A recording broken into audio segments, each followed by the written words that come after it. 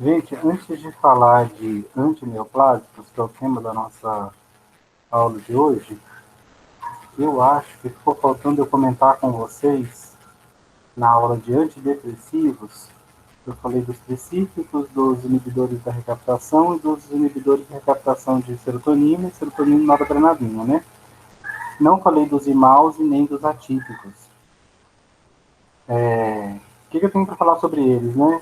Os inibidores da monamina oxidase são os primeiros antidepressivos que nós descobrimos, que foram descobertos, né? Ainda na década de 50 do século passado, logo no período da Segunda Guerra Mundial.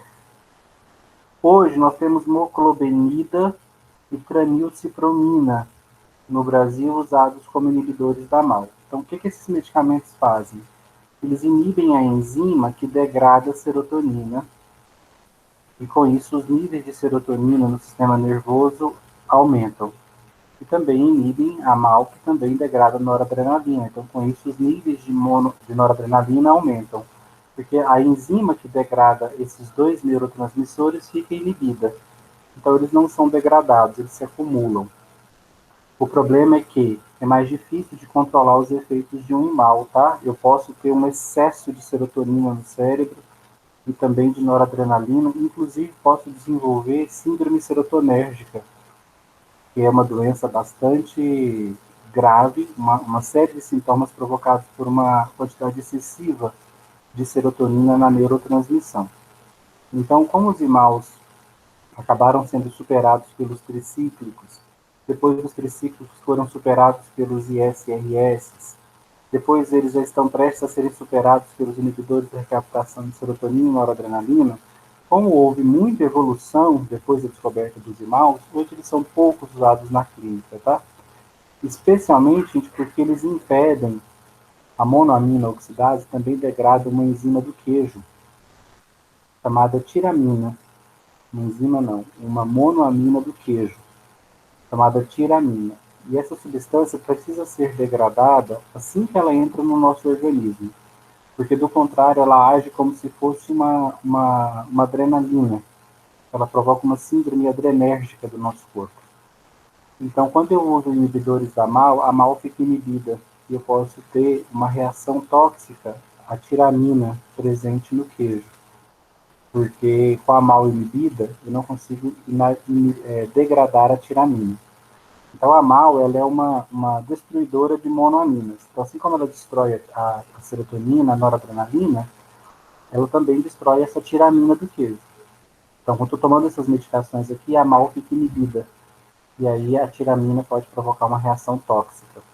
Moclobenida tem uma especificidade pela tiramina, pela MAO, do sistema nervoso central.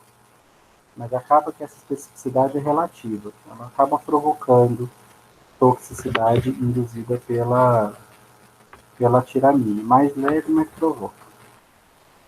E Então, os inibidores da MAO são medicamentos bastante em desuso. Tá? Eu vou usá-los naquele paciente que não respondeu à terapia de primeira escolha, nem a venlafaxina e duloxetina, que são inibidores de serotonina e noradrenalina, da recaptação, né, de serotonina e noradrenalina, e nem aos tricíclicos. Então, eu tenho que ter tentado muita coisa antes de apelar para um imal. E quem são os antidepressivos atípicos, né? A quetiapina, a pregabalina, a bupropiona, a buspirona, a mirtazapina. Gente, eles têm uma estrutura e um mecanismo de ação que não está focado especificamente em serotonina e noradrenalina. A grande maioria deles envolve o neurotransmissor dopamina, tá? Então, como eu disse para vocês, 8 em cada 10 depressivos vão se beneficiar de medicamentos que aumentam serotonina e noradrenalina na fenda. Mas tem esses 2 a 3 pacientes aí em cada 10 que não se beneficiam disso. Eles usam esses medicamentos e não relatam melhora da depressão. Nesses pacientes, eu acabo apelando para antidepressivos atípicos, que ao invés de efetarem especificamente serotonina e noradrenalina, afetam as quantidades de dopamina no sistema nervoso central. Mas sempre lembrar, tá, que essas medicações aqui, eu vou deixá-las para segundo plano.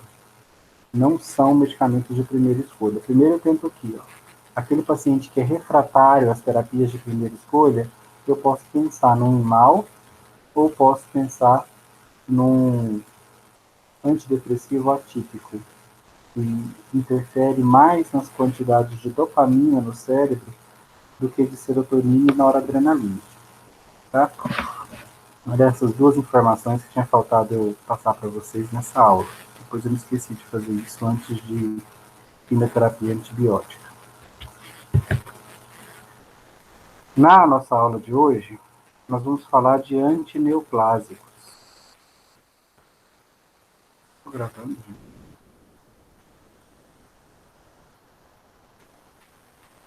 Estou.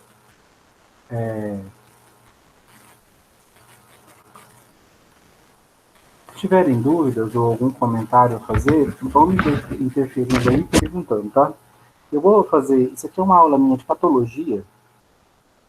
Eu não lembro se vocês estão tendo patologia agora, se já tiveram patologia comigo, se não tiveram patologia ainda.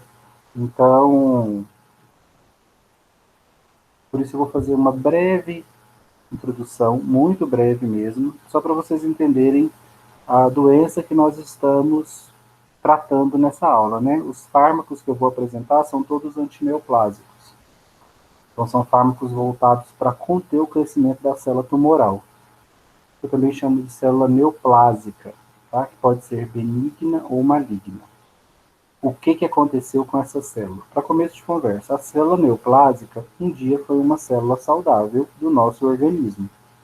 Pode ter sido uma célula da pele, um neurônio, uma célula hepática, uma célula dos intestinos, um enterócito, uma célula do coração, pode ter sido uma célula óssea. Então, a célula neoplásica, que gera esse grande problema, né, que é uma neoplasia benigna, especialmente a maligna, foi um dia uma célula saudável.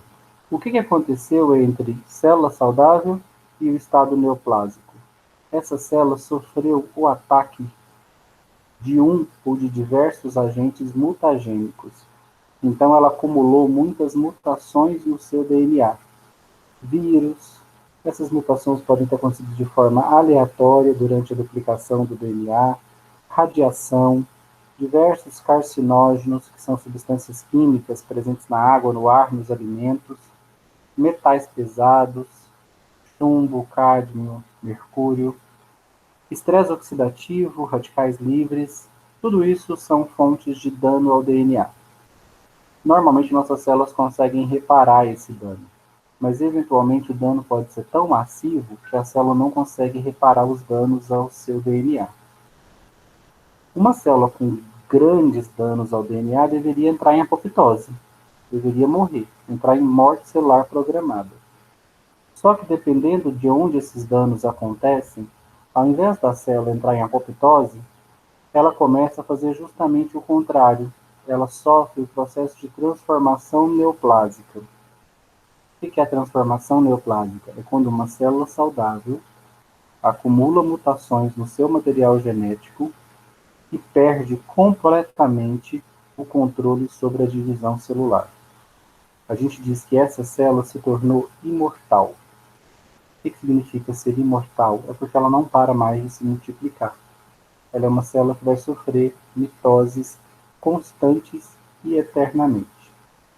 É que a gente morre antes, né? Mas se não, a célula tumoral tomaria todos os nossos tecidos. Uma única célula, ela vai começando a se dividir, se infiltrar nos tecidos em volta e se expandir, se expandir. Uma hora nós viraríamos uma massa tumoral gigante. Mas muito antes disso, né? A célula tumoral danifica órgãos vitais e a gente falece. Mas se não fosse isso, ela tomaria conta de todos os nossos tecidos.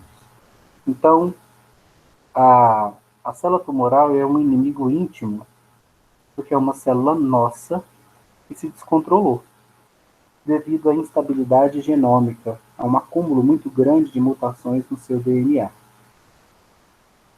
É por isso que esses agentes que causam mutações a gente deve evitar, Por isso que existem leis ambientais, prejudicando, limitando o uso de metais pesados, como por exemplo o mercúrio em garimpos.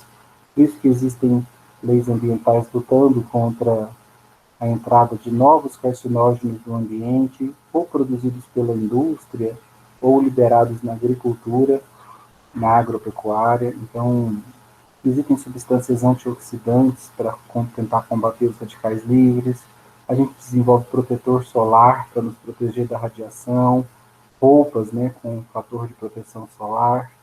A gente tem formas de evitar infecções virais. Por exemplo, muitas mulheres, lá no final da vida, né, na vida adulta, vão desenvolver câncer no útero ou no colo do útero, provocado pelo papiloma vírus, um vírus que elas certamente contraíram durante uma relação sexual sem preservativo. Então, o preservativo protege a mulher de se contaminar com o papilomavírus, que pode ser a origem do seu câncer de colo de útero no futuro. Pode ser, inclusive, a causa da sua morte no futuro. Então, existem várias medidas preventivas para nós protegermos o genoma das nossas células saudáveis de sofrerem mutações que façam com que elas percam o controle sobre a divisão celular e se transformem em células neoplásicas. A neoplasia benigna e a maligna são ambas células que sofreram mutações no seu DNA. A diferença básica entre elas é que essa célula aqui sofreu mutações mais profundas. Ela é uma célula bem mais instável, genomicamente bem mais instável que a benigna. Como é que eu noto essa instabilidade?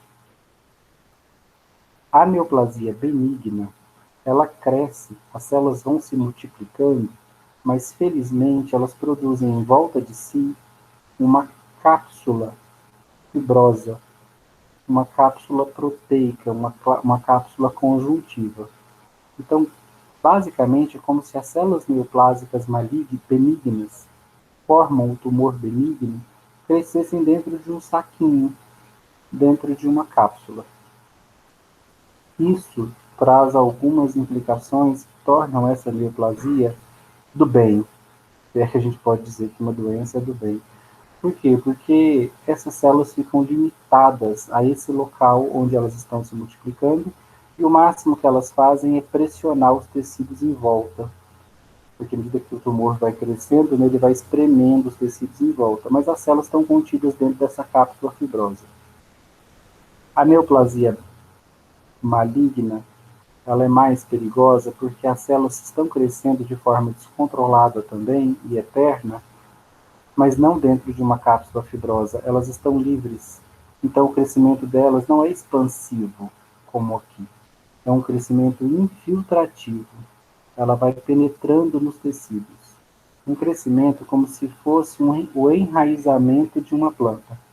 Então a célula tumoral ela vai se enraizando, ela vai se multiplicando e vai se espalhando para os tecidos em volta. Então, ela pode começar na superfície da minha pele, por exemplo, na minha epiderme, fruto de uma radiação ou do contato com substâncias tóxicas, carcinógenas, e ela vai se multiplicando, gerando lesão, pode penetrar a minha derme, pode chegar até os meus ossos.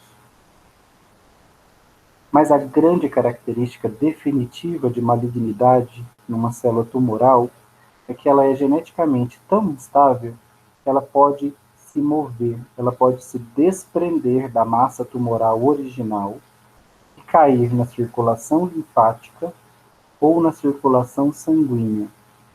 Qual o problema se isso acontecer? Essa célula livre que se soltou da massa tumoral original e conseguiu ganhar a circulação linfática ou sanguínea, ela vai ser conduzida a uma outra parte do corpo. E onde ela parar, ela vai continuar se multiplicando, porque todas as células do tumor têm uma capacidade de divisão eterna, de multiplicação eterna. Onde essa célula parar, ela vai gerar uma nova massa neoplásica maligna, uma nova neoplasia maligna num outro ponto. Essa célula que gerou esse novo tumor é chamada de célula metastática, e esse novo tumor é chamado de metástase. é a característica definitiva de malignidade. Uma neoplasia que metastasia é de fato maligna. Não há discussão sobre isso. E se ela é maligna, ela pode gerar o pior prognóstico de uma neoplasia. Tá? As metástases são normalmente uma indicação de doença terminal. Muito pouca chance de tratamento. No exame, que vai me indicar que a minha neoplasia é maligna, são normalmente o uso de dois prefixos, cársino e sarco. Então, se no meu exame vier, por exemplo, adenocarcinoma, oma é porque é neoplasia, adeno é porque é de glândula, cársino é porque é maligno.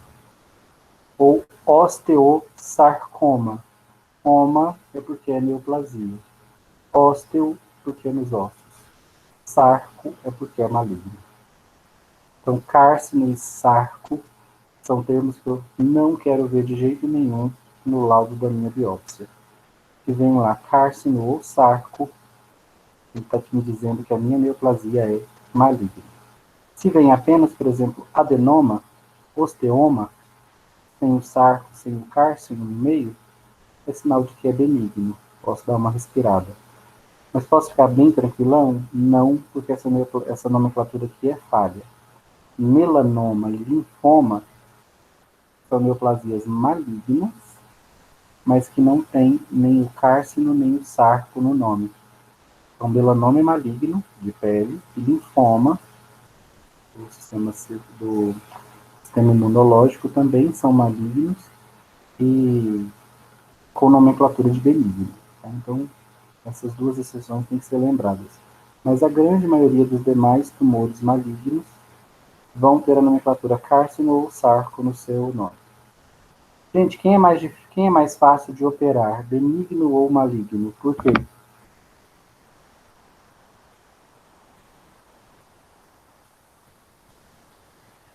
Benigno, Benigno, por quê?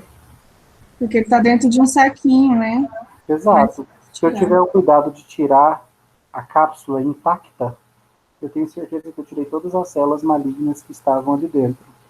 O tumor benigno metastasia, gente, as células se soltam, escorrem pelo organismo? Não. Não, elas estão presas dentro da cápsula.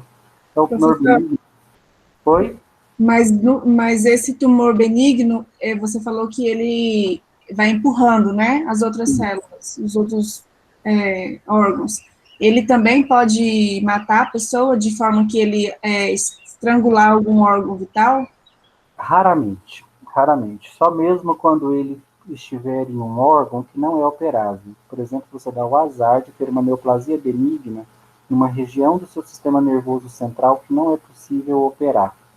Aí ele vai crescendo, pressionando as estruturas nervosas ali em volta, aumenta a pressão craniana, ou dificulta a neurotransmissão na medula espinhal. Aí essa neoplasia não operável, ela é complicadíssima no sistema nervoso central. Mas nos demais tecidos ela é operável. Dependendo do tecido, ele vai tolerar neoplasias benignas imensas. Então, e que não são fatais. Por exemplo, mulheres podem ter miomas, que são neoplasias benignas no útero, do tamanho de laranjas. O homem também pode ter neoplasias benignas na próstata, do tamanho de uma laranja. Então ela pode crescer bastante. E aí você faz a cirurgia e retira. Muitas vezes nem precisa retirar o órgão, tá? Se for um órgão que não é vital, talvez ele até seja retirado junto, tipo uma próstata, um útero. Agora, se for um órgão, mas muitas vezes eu posso tirar apenas a neoplasia benigna e deixo o órgão lá preservado, não retiro ele. Mesmo sendo um órgão que poderia ser retirado, como um útero ou uma próstata, que não seja um órgão vital. Já a maligna, gente, olha o complicado dessa cirurgia. Ela cresceu de forma enraizada. Como é que vocês acham que eu faço essa cirurgia? Eu tiro o mínimo de tecido possível, ou eu tiro o tecido onde o exame está me mostrando que a neoplasia está alcançando e tiro uma margem de segurança? Eu acho que tem que tirar uma margem de segurança em volta, né? Por causa de ter alguma célula que ficou para trás, né? Exato, para evitar essa célula que ficou para trás, eu tiro uma margem de segurança. E ao tirar essa margem de segurança, eu não fico satisfeito só com isso, não. Eu ainda vou fazer um segundo procedimento, que é a radioterapia. Então, como é que funciona no tratamento de uma neoplasia maligna? Eu faço a cirurgia, se possível. E depois eu posso aplicar no ponto onde eu retirei a radioterapia. O que é radioterapia? A gente incidir naquele local onde eu operei, que eu tirei o tecido neoplásico, eu estou incidindo radiação numa intensidade para matar as células.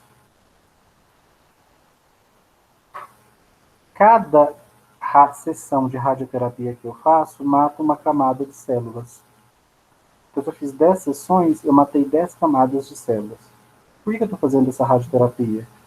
Eu estou tentando buscar camadas mais profundas de tecido para garantir que, caso entre essas camadas tenha ainda células neoplásicas, eu elimine elas para esse tumor não recidivar, para ele não voltar.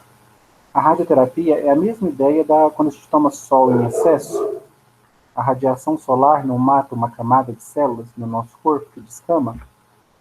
Então a radioterapia é essa mesma ideia. Eu aplico de forma localizada naquela região o recurso radioterápico para tentar matar camadas extras de célula, para minimizar as chances de ter, durante a cirurgia, deixado algum resquício de tumor ali. Eu também posso aplicar a radioterapia como antes da cirurgia. Por que eu faria isso, gente?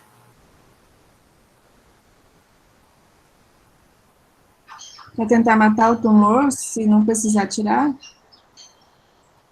Não, dificilmente a radioterapia iria eliminar sozinha um tumor.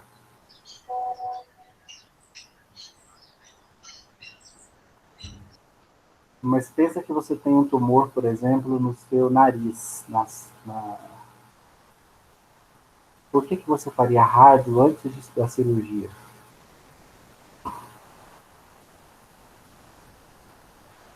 Conseguem pensar numa possibilidade? Gente, muitas vezes a neoplasia maligna, como eu mostrei para vocês, ela é infiltrativa. Ela vai se espalhando para os tecidos em volta. Então ela pode ter tomado uma área muito grande. Por exemplo, no rosto, na boca. Ela pode demandar uma cirurgia muito extensa. E uma cirurgia que vai provocar uma deformidade no paciente. Então, nesses casos, o que eu posso tentar fazer? Aplico radioterapia na área onde a lesão está aparecendo e fico torcendo para que as sessões de radioterapia regridam a minha lesão. Não vai curar, mas vai diminuir o tamanho dela. Quando a minha lesão estiver menor, ou atingindo uma área menor, aí sim eu faço uma cirurgia menos extensa. Vai provocar uma deformidade menor, mais fácil de ser corrigida por uma cirurgia plástica. Então, tanto a rádio, quanto a quimioterapia podem ser recursos dos quais eu vou lançar a mão para reduzir o tamanho do tumor, a radioterapia, a incidência de radiação ou o uso de medicamentos antineoplásicos para diminuir o tamanho do tumor antes da cirurgia. Quando é que eu uso quimioterapia para reduzir o tamanho do tumor? Muitas vezes, gente, quando o tumor tomou, por exemplo, todo um órgão vital. Todo o seu pâncreas está tomado pela neoplasia. Posso fazer uma cirurgia e excisionar o pâncreas inteiro? Não. O pâncreas é um órgão vital. Então, o que eu preciso fazer nesses casos? Qual é a minha esperança de salvar esse paciente? Ou num fígado, né? Todo tomado. A minha esperança é fazer a quimio para reduzir a área que a neoplasia está tomando. Quando eu consigo reduzir para uma área menor, operável, eu vou lá e faço a cirurgia e retiro o que restou do tumor. Então eu quero que vocês entendam que essas três técnicas podem ser usadas junto e misturado. Muitas vezes as três não serão possíveis. Tem locais do corpo que não dá para irradiar com radiação, então eu não consigo fazer radioterapia. Tem tumores que não são operáveis, então não dá para eu fazer cirurgia. Nesses casos, não consigo fazer cirurgia, não dá para acessar e incidir radiação. A minha única opção é a quimioterapia. Mas lembrem que a quimioterapia primária vai ser rara, tá? Eu só vou fazer a quimioterapia como recurso primário, ou seja, como único recurso, quando a cirurgia e a rádio não forem possíveis. Normalmente, a quimioterapia é um recurso complementar. Eu faço a cirurgia, faço a rádio e complemento com a quimio. Ou faço a quimio e a rádio antes para reduzirem a extensão do tumor e me permitirem fazer a cirurgia. Entenderam a dinâmica desses três procedimentos? São abordagens diferentes, mas complementares.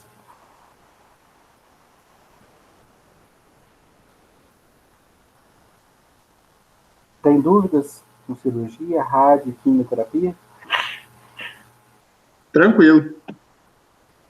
Ó, qual é o grande problema da célula neoplásica maligna, gente? O que aconteceu com a célula neoplásica? Primeiro, quimioterapia.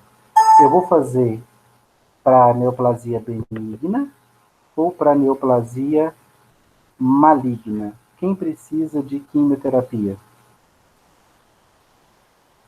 Que é o tema da nossa aula. Cirurgia nós vimos que podemos fazer nas duas. Mais fácil nessa do que nessa. Mais simples nessa do que nessa. Rádio eu posso fazer normalmente após uma maligna. Posso fazer uma rádio depois de uma benigna? É possível, mas é pouco comum. Químio. Vou usar quimioterapia para tratar uma neoplasia benigna?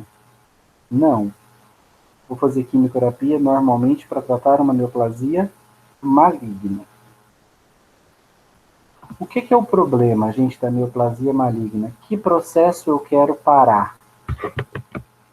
Qual é o grande problema fisiopatológico que a neoplasia maligna me causa? O que mudou quando ela era célula saudável para agora que ela é uma célula neoplásica? O que ela mudou em termos... Controlado. Ela o quê? A célula não para de se multiplicar. Controlado. Ela não para de se multiplicar. Então, o que o seu tratamento... Se der para você tirar essa massa de células enlouquecidas, imortais, que não param mais de se dividir, ótimo. Se der para irradiar elas com radiação e matá-las, melhor ainda. Mas se não der para fazer nada disso, você vai precisar de usar medicamentos. E o que vocês acham que é o alvo do medicamento, então? O que o medicamento tem que fazer, gente? O que ele tem que parar? Já que vocês indicaram para mim aí o grande problema. Inicialmente, ele tem que bloquear o processo de mitose. Ele tem que parar essa divisão celular descontrolada. Então, o alvo da quimioterapia antineoplásica é parar o processo de divisão celular. E também a quimioterapia quer matar, exterminar a célula neoplásica? Quer. Então, o alvo é eliminar a neoplasia, mas especialmente fazê-la parar de crescer, parar de se multiplicar.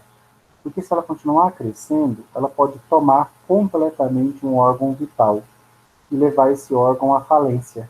Aí ela me mata. Ou ela pode invadir órgãos vizinhos e também prejudicar processos fisiológicos vitais e me mata. Ou ela pode ir crescendo de forma tão descontrolada que ela se solta células na minha circulação linfática ou sanguínea e gera metástases por todo o meu corpo, o que torna o problema praticamente irreversível com a tecnologia que nós temos hoje. Então, o meu grande alvo na célula neoplásica é fazê-la parar de se multiplicar. Como é que eu faço uma célula parar de se multiplicar? Eu tenho que interferir nas estruturas envolvidas no processo mitótico, ou nas fases que levam uma célula a sofrer mitose. Vou falar disso daqui a pouco. Mas antes disso, eu queria perguntar para vocês. Vocês já viram o aspecto que um paciente em quimioterapia adquire? Ele perde os pelos do corpo, perde os cabelos, fica extremamente pálido e adquire um aspecto muitas vezes quase cadavérico. Muitas pessoas pensam que aquilo ali é culpa do câncer, que é a neoplasia maligna. Inclusive, tá, gente, o termo câncer só é sinônimo de neoplasia maligna. Tumor, eu posso usar tanto para maligna quanto para benigna. Mas câncer, eu só uso para neoplasias malignas. É sinônimo de neoplasia maligna. No caso de um câncer, de uma neoplasia maligna, eu vou fazer uso do quimioterápico, só que eu reparo que o paciente que está em quimioterapia começa a dar sinais muito intensos de toxicidade. Fica muito enfraquecido, pálido, magro, com um aspecto, né, sem pelo, sem cabelos, com um aspecto cadavérico mesmo. Não é culpa do câncer, é culpa da medicação quimioterápica. Falar, professor, pelo amor de Deus, quem é que vai fazer um tratamento, então, tóxico desse jeito? Ora, neoplasia maligna, gente, se não tratada, é fatal. Então, eu tenho a opção de tentar um tratamento quimioterápico que vá e dar alguma chance de vencer a neoplasia e não morrer por conta da expansão da célula neoplásica, da invasão de outros tecidos. Só que é uma aposta arriscada, porque a quimioterapia também é altamente tóxica. E por quê, gente? Vocês conseguem me explicar por que o medicamento voltado para matar a célula tumoral é tão tóxico dos nossos tecidos, do nosso organismo?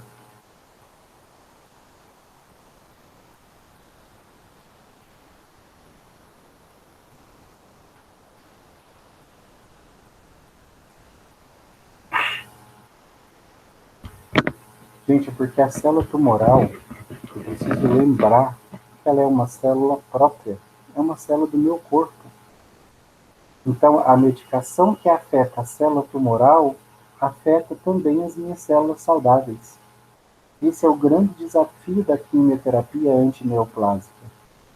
É muito difícil, é muito desafiador achar alvos farmacológicos que só existam na célula neoplásica e que não existam na célula saudável. Por quê? Porque a célula saudável é uma célula humana, é uma célula de um tecido nosso que sofreu mutações e que perdeu o controle sobre o seu crescimento, mas é uma célula própria. Por isso, é uma célula própria que se divide muito rapidamente. Por isso, a maioria dos quimioterápicos foca em bloquear a divisão celular. Só que a neoplasia não é o único tecido do nosso corpo que está se dividindo muito rapidamente. Nós temos outros tecidos que também se dividem rápido e constantemente. Esses tecidos vão ser especialmente prejudicados pelos antineoplásicos, porque assim como eles bloqueiam a divisão celular na célula tumoral, eles também bloqueiam a divisão celular que esses tecidos promovem rápida e intensamente. Quais são os exemplos de tecidos que se dividem muito rápido em nosso corpo? Tecidos de revestimento, como a pele, os epitélios do trato gastrointestinal, da árvore respiratória. Por que tecido de revestimento se divide rápido e intensamente? Porque esses tecidos epiteliais, eles estão sempre sendo renovados, trocados. Olha outro tecido que precisa de uma taxa de divisão celular alta, as células imunológicas, o sistema de defesa do corpo, o sistema imune. Por quê? Porque para fazer frente aos patógenos, que se multiplicam aos milhares, aos milhões, as nossas células de defesa também têm que se dividir muito rapidamente, para conseguir combater aí milhares, milhões de bactérias, de fungos, que estão invadindo o nosso organismo, de vírus. Por fim, gente, o tecido que produz as células sanguíneas. As nossas células sanguíneas, hemácias e plaquetas são temporárias, então elas são renovadas constantemente. Então, a nossa medula óssea, que é a região que aloja o tecido hematopoético, ela dá origem a novas células sanguíneas ao longo de toda a nossa vida. Então, essas células que se dividem muito, elas também têm a sua divisão celular prejudicada pelos antineoplásicos, porque as estruturas de divisão celular nessas células são semelhantes às estruturas de divisão celular da célula neoplásica. Afinal de contas, o genoma da célula neoplásica é o mesmo genoma que tem em todas as células do corpo. Consegue entender que é diferente de atacar um parasita? Nós acabamos de ver na quimioterapia antibiótica. Na quimioterapia antibiótica, a minha célula-alvo é um organismo diferente. Então, eu posso achar alvos nele que não tem nas minhas células, como, por exemplo, a parede bacteriana, a parede fúngica. Então, o meu fármaco ataca a parede dessas células, mas não tem parede na célula humana, então não afeta de forma tão significativa a célula humana. Aqui não, gente. Aqui o problema é uma célula humana que sofreu transformação maligna e está se dividindo de forma incontrolável. A má notícia, gente, aqui, reparem aqui, ó, nessa palavra, especialmente. Esses tecidos que se dividem rápido, pele, sistema imunológico, sanguíneo, essas células sofrem mais com os antineoplásicos. Esses tecidos sofrem mais. A pessoa que tem tratamento do câncer, como é que está a pele dela? Cheia de fissuras, de ressecamento. Os pelos, o bulbo, né, o folículo piloso, se multiplica intensamente para que os pelos cresçam. Então, como é que tá? O que vai acontecer com essas células? Elas vão conseguir continuar se multiplicando? Não. Então, o folículo piloso não consegue manter a taxa de divisão celular necessária para sustentar o crescimento dos pelos. Os pelos enfraquecem e caem. Tecido imunológico, gente, como é que estão as defesas imunológicas de um paciente em quimioterapia antineoplásica? Elevadas ou enfraquecidas? Enfraquecidas. Muito enfraquecidas, né? Não bastasse a tragédia de já estar tratando uma doença fatal com uma medicação tóxica, ele ainda vai experimentar uma queda grande da sua defesa imunológica. Ah, professor, você está dizendo que durante o tratamento do câncer a pessoa ainda pode ter que lidar com infecções graves? Sim, inclusive infecções raras em pessoas imunocompetentes, como doenças como toxoplasmose, meningites e pneumonias fúngicas, que são incomuns em uma pessoa imunocompetente. Mas não, alguém que está em tratamento do câncer, elas podem surgir porque a imunidade está muito reduzida. Uma das populações que causou muita preocupação durante a disseminação da Covid-19, do SARS-CoV-2, são justamente os pacientes em quimioterapia antineoplásica. Podem parar o tratamento? Não. Suas defesas imunológicas estão ok? Também não. Então, eles têm condições de responder à infecção provocada pelo Covid adequadamente? Não têm. Por isso, são uma população de muito risco, né, de virem a falecer se contraírem a Covid-19. Se não estivesse fazendo o tratamento quimioterápico antineoplásico, talvez nem teriam sintomas, ou teriam sintomas leves, como a maioria das pessoas. Mas uma vez tratando a quimioterapia e com a imunidade baixa, eles podem acabar desenvolvendo quadros graves, né, da Covid-19. Inclusive falecer. E muitos, né, já faleceram. Discrasias sanguíneas, né, alteração do tecido sanguíneo, problemas na oxidação, problemas na coagulação, tudo pode ser decorrente do tratamento com antineoplásicos. Então, tóxico para os tecidos que se dividem muito? Extremamente tóxico. Mas, alguns antineoplásicos, gente, são tóxicos para o organismo em geral. Como assim, professor? Até neurônio, que nem se divide, até neurônio. Então, algumas substâncias quimioterápicas, elas danificam a própria estrutura do DNA da célula neoplásica. Então, elas podem, de fato, provocar toxicidade em todos os tecidos, inclusive o sistema nervoso, que é um tecido que não se divide. Tecido nervoso central, né? É um tecido que não tem taxa mitótica mínima. Então, de fato, existem quimioterápicos antineoplásicos que danificam as estruturas do DNA ou a duplicação do DNA e que são tóxicos, potencialmente tóxicos para todas as células do corpo. Desanimador, né, essa aula. Mas, de fato, a busca de um quimioterápico antineoplásico perfeito é um grande desafio. Porque, como eu disse para vocês, achar na célula neoplásica uma estrutura que a célula normal não tem é quase impossível. Porque a célula neoplásica é uma célula humana. É como se eu desse para vocês um desafio de gerar um veneno que só matasse homens e não matasse mulheres. Fala, mas professor, como é que eu vou gerar esse veneno? Homens e mulheres são da mesma espécie. O que intoxicar um vai intoxicar outro. Então é muito difícil você encontrar diferenças. Seria muito difícil, né, você encontrar diferenças para chegar nesse veneno. Então aqui é muito difícil também você encontrar essas diferenças para chegar no antineoplásico ideal. Nós temos 3 grandes estratégias para parar a multiplicação da célula tumoral. Primeiro, o que eu quero mostrar para vocês, relembrar vocês do ciclo celular. Então, uma célula para sofrer mitose, ela tem que, primeiro, sintetizar nucleotídeos, para ela conseguir duplicar o seu DNA. Duplicação do DNA é um evento fundamental, prévio, para acontecer a mitose. Depois ela duplica suas organelas e aí, enfim, ela sofre mitose. Aí ela consegue mandar para as 2 células filhas, as 2 ficam com material genético e as 2 ficam com organelas, enfim, células completas.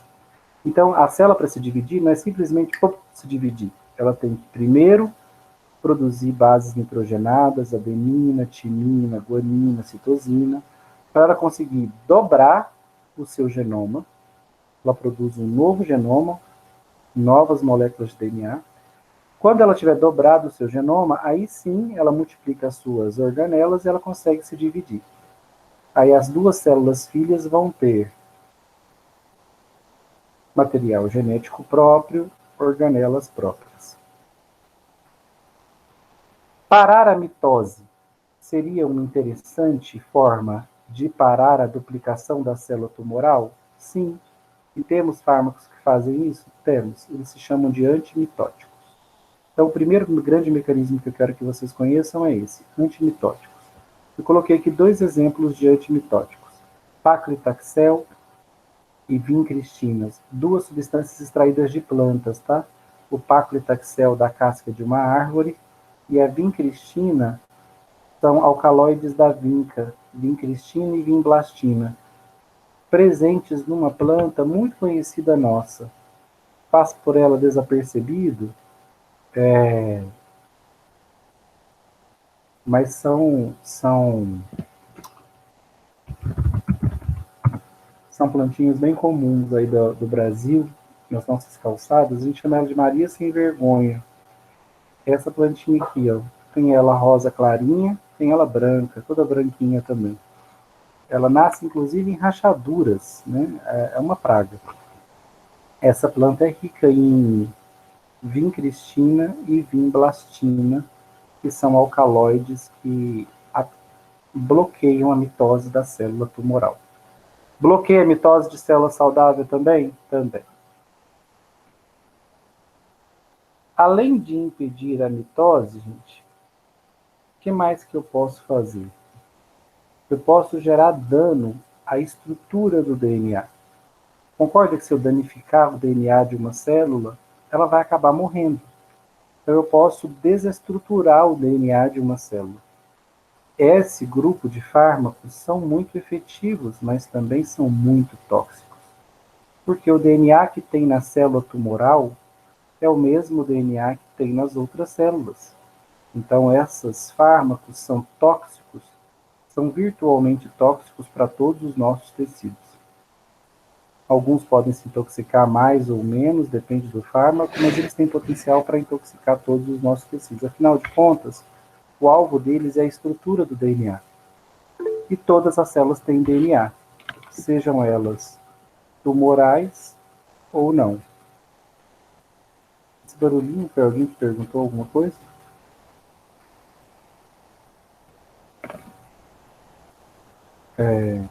Não.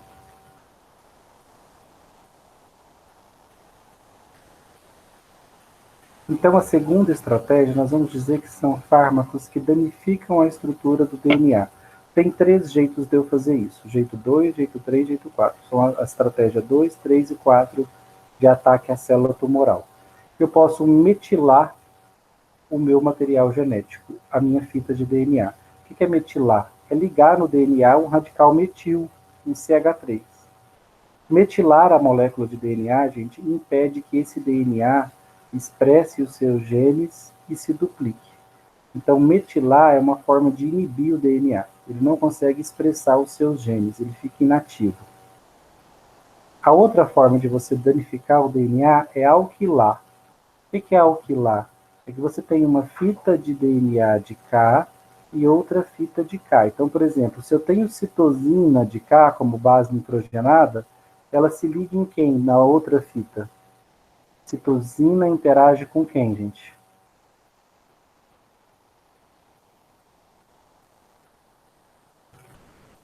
Sério? Nas bases nitrogenadas do DNA, a citosina interage com guanina. E a adenina interage com timina. Timina com adenina, citosina com guanina. O que esses fármacos alquilantes fazem? Eles se ligam entre as fitas. Eles se ligam entre a base nitrogenada dessa fita com a base dessa fita. Deixa eu ver se eu acho um desenho que mostra isso bem.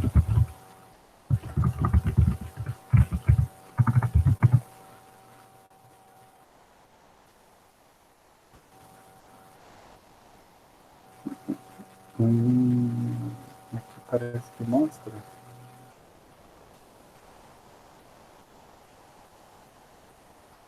Não.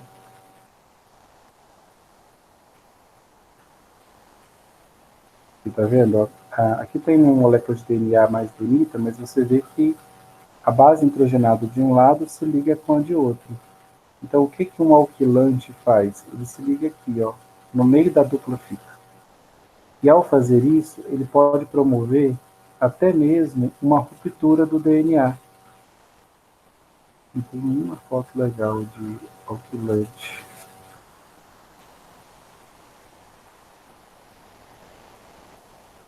Não, todos não. Mas acho que vocês entenderam a ideia. Um alquilante, então, é um fármaco que se liga entre a dupla fita, entre a fita de um lado e de outro. Esse DNA alquilado, ele nem se duplica e ele pode, inclusive, se partir. Posso romper a dupla fita. Então, as platinas fazem isso, a famosa cisplatina, carboplatina, oxiliplatina, são platinas usadas no tratamento de fármacos baseados em platina, bem comuns, e que se ligam à molécula de DNA. Ciclofosfamida, mitomicina, são medicamentos cujo alvo é o DNA. Também são alquilantes de DNA. E, por fim, os oxidantes. São fármacos que atacam os ácidos nucleicos, oxidando o DNA. A molécula de DNA, a dupla fita, não tolera a oxidação. Se ela for oxidada por fármacos como daunorubicina ou doxorubicina, a dupla fita se parte. Então, esses fármacos, eles fragmentam o DNA. Muito tóxicos para a célula neoplásica? Sim. Para a célula saudável? Também.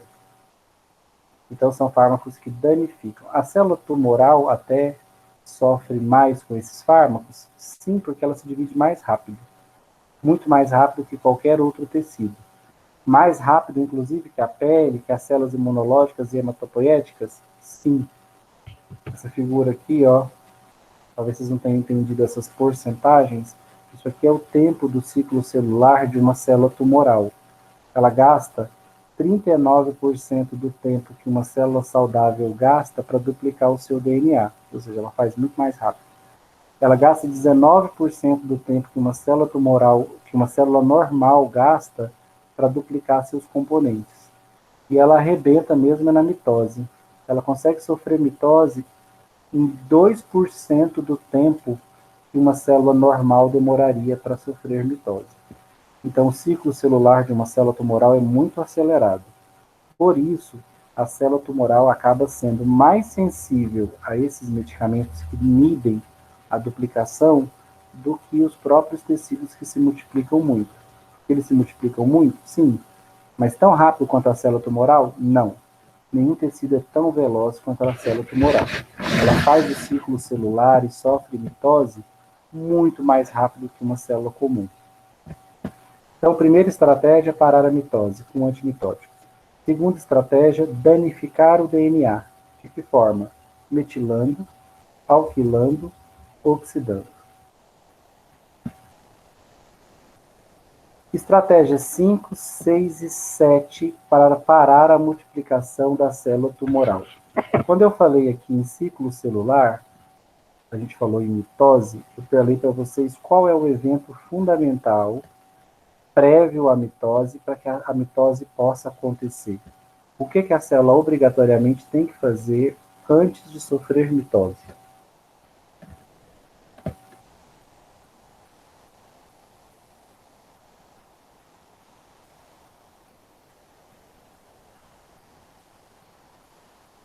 O que, gente?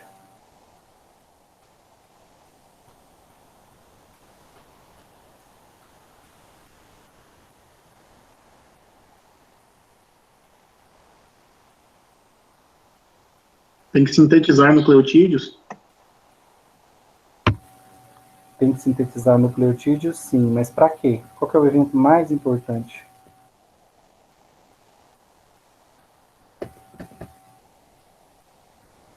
Gente, o evento prévio a qualquer mitose, sem a qual uma mitose não pode acontecer, é duplicar o DNA. A célula tem que duplicar o DNA antes de sofrer mitose. Tá? Esse é o evento crucial para que a célula sofra mitose. Ela tem que antes ter duplicado o seu DNA. Para isso, ela tem que ter sintetizado nucleotídeos? Sim, porque ela vai usar nucleotídeos para produzir uma cópia do genoma. Então, ela copia o seu genoma, depois ela se divide. E aí, cada célula filha recebe uma cópia do genoma. As duas células filhas ficam com material genético. Então, a divisão celular ela é fundamental. A duplicação do DNA é fundamental.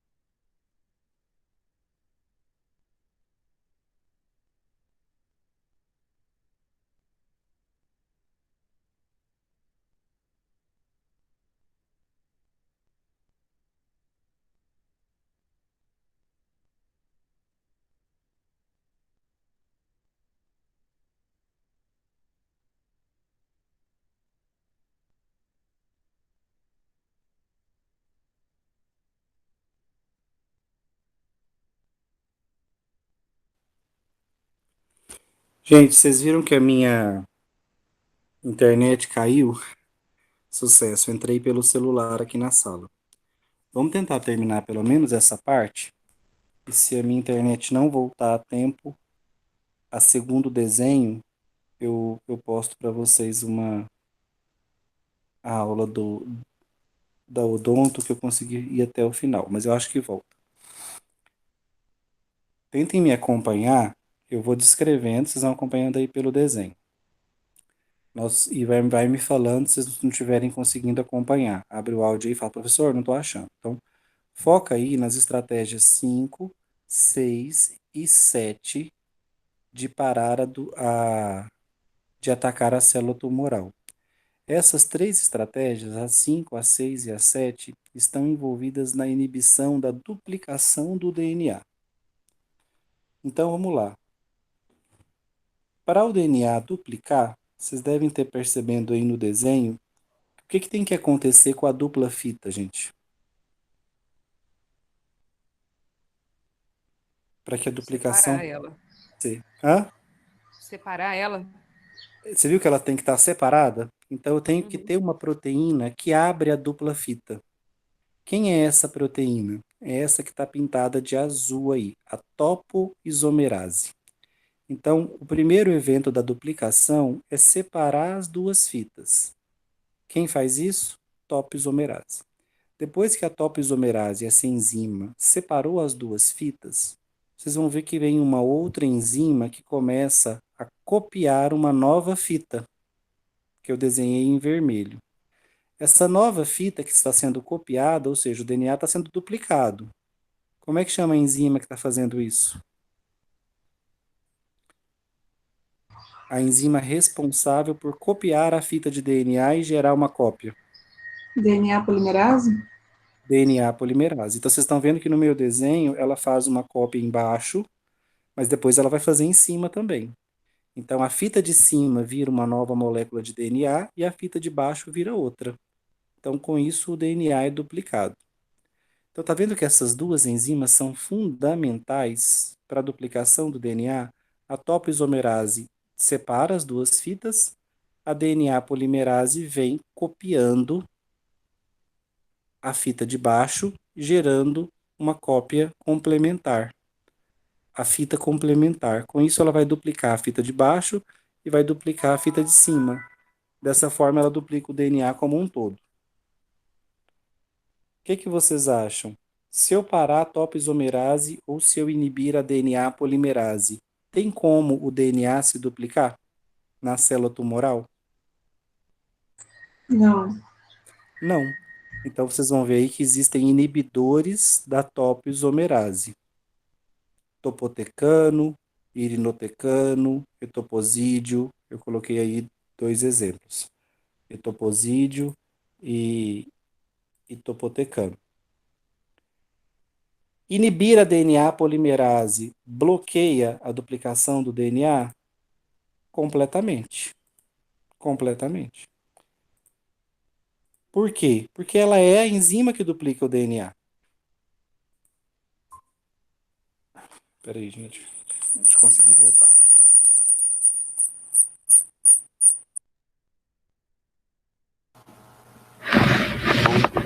Aparentemente está gravando ainda. Vamos torcer para essa gravação ter ficado normal lá. Vamos. Ah, fechou tudo.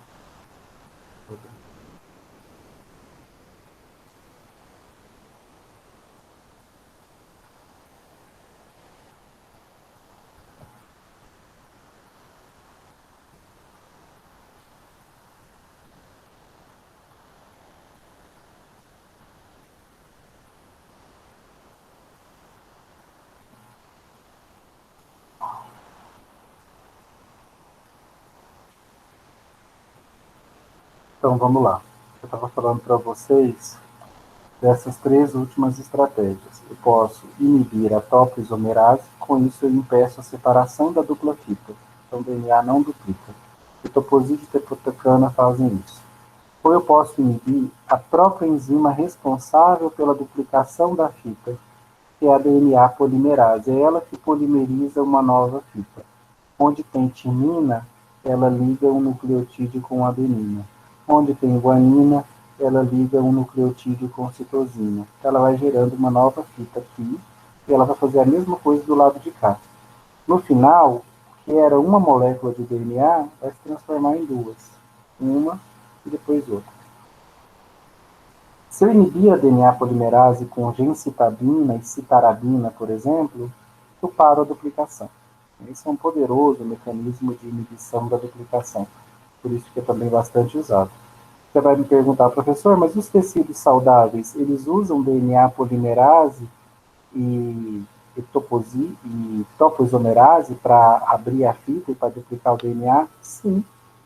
Então eles também são afetados por esses medicamentos? São. Não é à toa que toxicidade, né, é o grande problema da quimioterapia antineoplásica. Reações adversas muito difíceis de serem toleradas, muito tóxicas e que afetam profundamente a saúde do paciente. Por fim, gente, qual é o material que a DNA polimerase usa para produzir uma nova fita de DNA?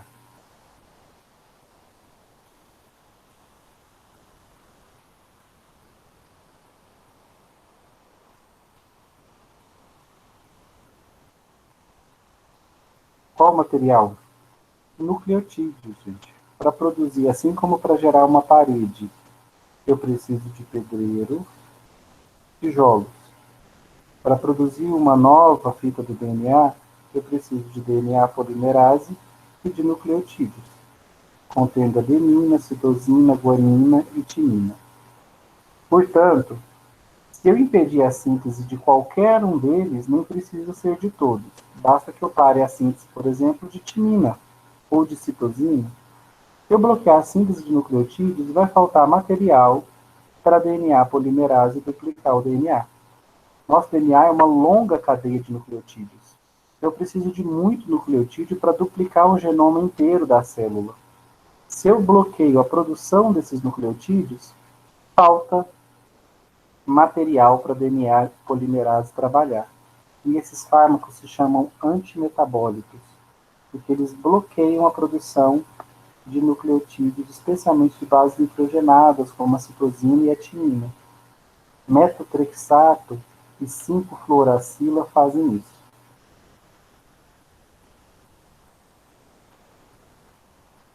Ok? Então, quando eu perguntar para vocês quais são as 3 principais estratégias para frear o crescimento da célula tumoral, 3 principais estratégias, vocês vão me dizer, professor, eu posso inibir a mitose, eu posso danificar o DNA e eu posso impedir a sua duplicação. Então, posso parar a mitose, danificar o DNA e impedir a sua multiplicação.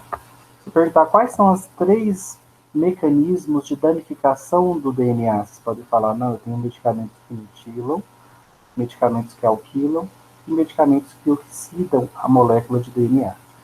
Quais são os 3 mecanismos da estratégia de impedir a duplicação do DNA? Olha, a gente pode impedir a separação da dupla fita, bloqueando a topoisomerase. A gente pode impedir a duplicação do DNA propriamente dita, parando a DNA polimerase. E a gente pode impedir a síntese de novos nucleotídeos, usando antimetabólicos. Tá? Essas são as 7 principais estratégias da quimioterapia antineoplásica. Vou falar para vocês brevemente sobre 2 estratégias, porque é tão frustrante, né, estudar isso aqui e pensar, meu Deus, a neoplasia maligna já é uma doença tão terrível, se eu não tratar, vai me matar. E os tratamentos que tem são essa bomba? Então, por isso que muitas pessoas que têm metástases, ou muitas vezes o tratamento tem muito pouca chance de cura. E a pessoa vai terminar naquele estado cadavérico, né, muito intoxicada, muitas reações provocadas pelos antineoplásicos. Nesse caso, gente, muitas pessoas, diante de uma chance pequena de cura, optam por, junto com a equipe de saúde, né, por não tratar. E aí viver seus últimos dias de vida com qualidade de vida, para não terminar numa cama de hospital, sem pelos, sem cabelos, emagrecido, com uma imunidade lá embaixo, lutando contra infecções. Então, muita gente opta por desistir do tratamento, às vezes busca medicina alternativa, mas nos casos onde a chance de cura é muito baixa, tem gente que opta por não enfrentar essa lapada aqui não. A quimioterapia antineoplásica é muito tóxica e difícil de ser tolerada. Impactos, inclusive, psíquicos, tá? Psicológicos muito fortes. A perda do cabelo, especialmente, é um impacto muito forte para o psicológico da pessoa. Principalmente quando é criança, né? A equipe médica raspa a cabeça, os pais também raspam, para tentar ajudar nesse lado psicológico, né? De que estamos todos no mesmo barco. Mas no adulto tem muito impacto. Na mulher, então, é devastador, né? A perda psicologicamente, essa perda do cabelo. Então, enfraquece ainda mais a pessoa nessa luta. As estratégias mais modernas, a gente envolve o uso de anticorpos. Anticorpos são moléculas que se ligam especificamente a proteínas. Então, alguns tumores, algumas células tumorais, elas podem produzir em excesso determinadas proteínas. Então, eu digo que aquele tumor, Ele tem uma superexpressão de determinada proteína tumoral. Aí o que eu faço? Eu desenvolvo um anticorpo que se liga especificamente nessa proteína. Qual é a vantagem? Ele se liga em outras proteínas? Não, só nessa. E qual que é a célula do nosso corpo que tem essa proteína em quantidade excessiva? Apenas a célula tumoral. Então, os anticorpos monoclonais, a imunoterapia, eu produzo anticorpos sinteticamente com alvo específico para proteínas que determinados tumores expressam intensamente. Tóxico? De jeito nenhum. Específico.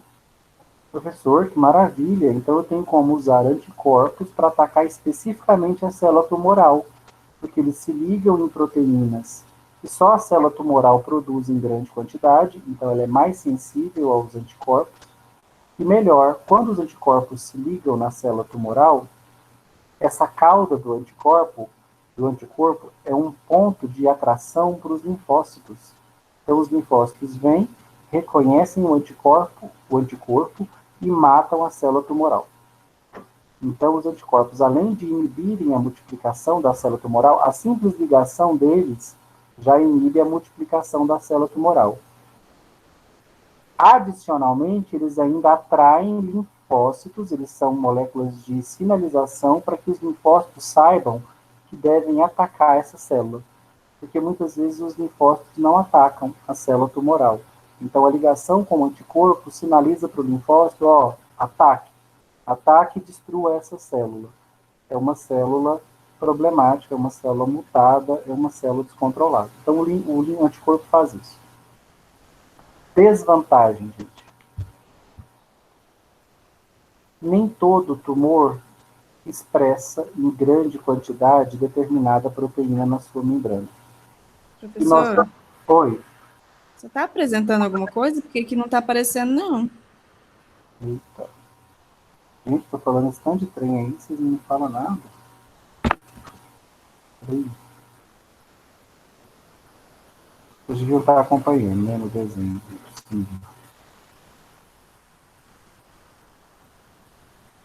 Ó. Estão vendo agora o desenho 2? Agora sim. Anticorpos monoclonais? Então, ó, anticorpo monoclonal, ele se liga em proteínas que a célula tumoral expressa em grande quantidade. E aí ele inibe o crescimento da célula tumoral, e ao se ligar nessa proteína, ele ainda atrai linfócitos para atacar a célula tumoral. Vantagens: alta especificidade. O anticorpo monoclonal só liga na proteína-alvo. A questão é que nem todo tumor tem a proteína-alvo. Então, quando ele não tem, adianta eu usar o anticorpo? Não. Então, por exemplo, no câncer de mama, eu vou lá e faço um exame para saber se o câncer é HER positivo ou HER negativo. Quem é HER? É a proteína. Se vem lá HER positivo, é uma boa notícia. É porque a minha célula tumoral é cheia de proteína HER. E eu tenho um anticorpo anti-HER? Tem. HER é uma proteína comum no câncer de mama. O câncer de útero pode ter outra proteína? Pode ter outra. Eu posso usar o mesmo anticorpo para essa proteína do câncer de útero que eu uso para a proteína HER do câncer de mama? Ou eu vou precisar de um anticorpo diferente, específico para essa proteína do câncer de útero? Um específico, né? Específico. Gente, cada tumor, cada proteína que ele superexpressa vai se ligar num anticorpo específico. Eu ainda não tenho anticorpos contra todos os tipos de tumor, mas eu já tenho contra alguns. Então, para eu usar o anticorpo, a primeira coisa que eu preciso saber, ele superexpressa ou não a proteína-alvo. Se ele tiver a proteína-alvo em grande quantidade na sua membrana, eu uso o anticorpo. Se ele não tiver, não adianta usar. O outro lado ruim do uso de anticorpos. Preço, gente. Cada dose pode custar entre 5 e 12 mil reais. Eu vou ter que tomar vários ciclos de tratamento.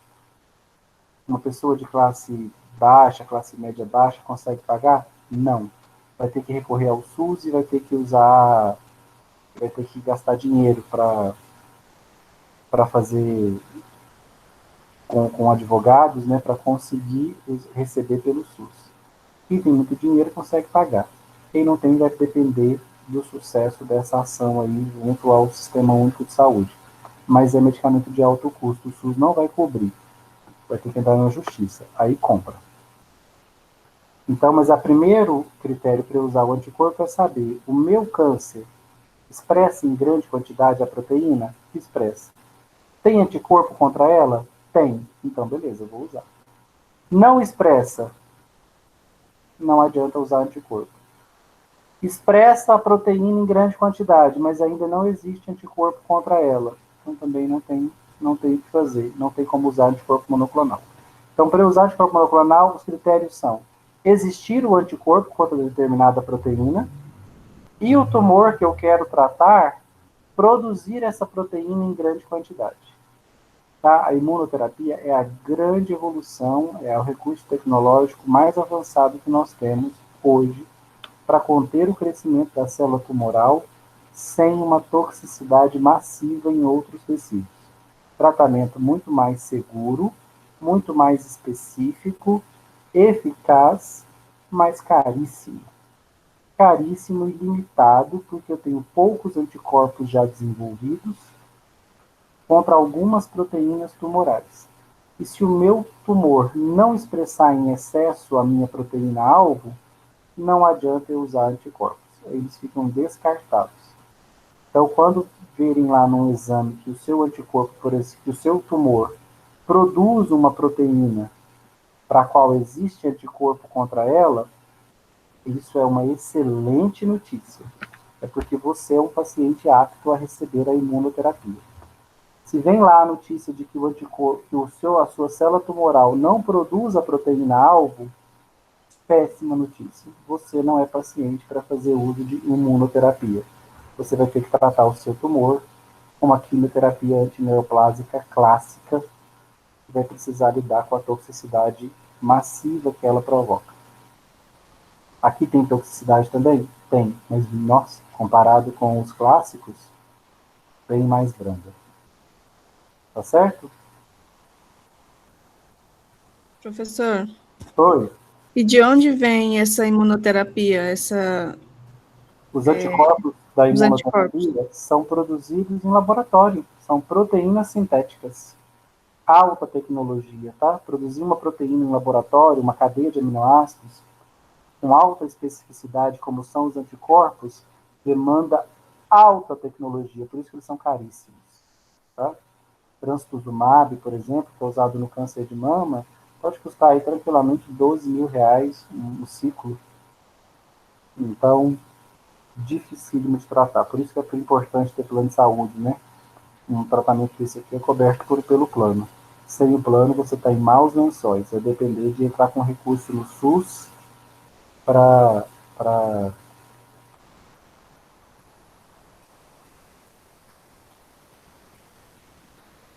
tentar conseguir esse medicamento.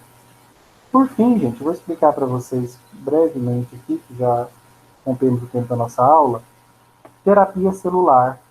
A célula tumoral, ela é uma célula muito impressionante. O que ela é capaz de fazer?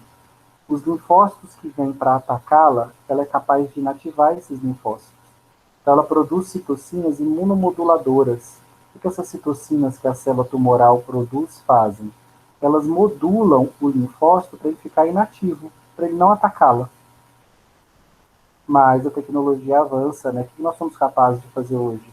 A gente retira o sangue desse paciente, isola esses linfócitos, leva para laboratório, modifica geneticamente esses linfócitos e devolve ele para a circulação sanguínea do paciente esse linfócito geneticamente modificado.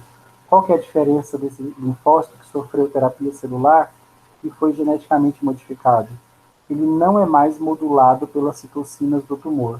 Ele vai atacar o tumor. Então, olha que máximo, eu consigo pegar o meu sistema imunológico que não estava agindo contra o câncer, porque estava inativado pelas citocinas que o próprio câncer produziu, tiro ele do paciente, modifico a célula geneticamente em laboratório, gero um linfócito transgênico e devolvo para o meu paciente, para que agora esse linfócito modificado, de fato, ataque a célula tumoral. Então eu consigo ganhar um aliado na luta contra o câncer, o meu próprio sistema imunológico, que estava inativo, eu pego a célula, modifico em laboratório e ataco a célula tumoral. Essa é a terapia celular, gente. Se isso aqui é caro, isso aqui ainda nem tem preço. No Brasil, hoje, se não me engano, só é feito no hospital do Instituto do Câncer em São Paulo. Altamente tecnológico, demanda muita tecnologia, é farmacogenômica, é um tratamento individualizado. Para cada paciente, eu vou tirar o linfócito dele, modificar geneticamente o linfócito dele e devolver para a circulação sanguínea dele. Esse linfócito não serve para outro paciente, só serve para aquele. Então, é uma terapia individualizada e que altera a célula em nível genômico, farmacogenômico. Isso aqui é o futuro. Quando estiver disponível comercialmente, vai estar num preço absurdo. Ela ainda está sendo testada, né, em ambiente clínico. Mas quando estiver disponível para a população, vai ser aí numa escala de preço estratosférica. Certinho? Dúvidas?